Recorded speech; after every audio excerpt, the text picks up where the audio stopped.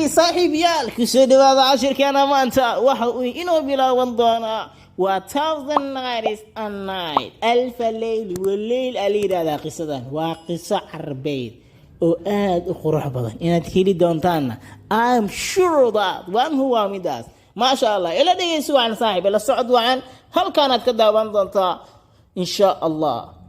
maalin walba halqan wadi doona insha Allah qayb ku soo dhawaada markaa part 1 waa thousand nights kun habeen and night iyo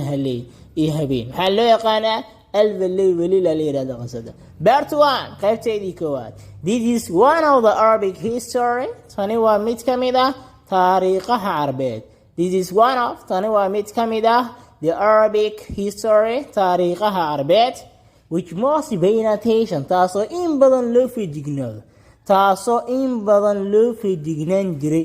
a most popular history iyo taariikhaha ugu caansan taariikhaha loo feejignaan jiray iyo kuwa ugu caansan mid kamid ah weeyaan iyaga.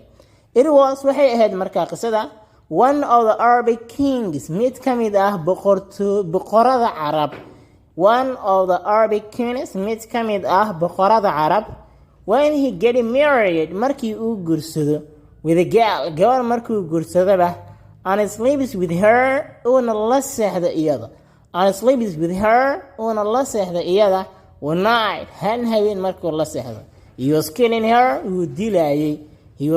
her wuu dilayay gabadha hadduu habeen la seexdo habeen kale horuu ka dili jiray the next day maalintii xigtay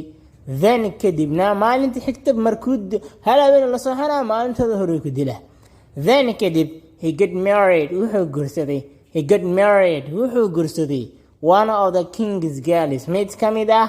gabdhaha boqorka uu dhalay boqor kaleed gabadha uu dhalay mid kamid ah ayuu guursaday gabadhaasoo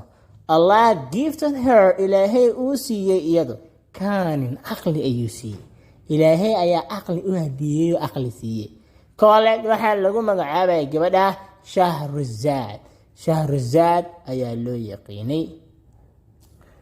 Waa tahay saaxiibayaal qaybta koowaad halkaa inoo jooga intaan ka kulmi doona qaybta labaad. Bye fadlan haddii aad ka hesho muuqaalka like share sidaas la mid ah haddaad ku cusub tahay channelkuna subscribe saar waxaan saaranaa wadadan ku tagi lahayn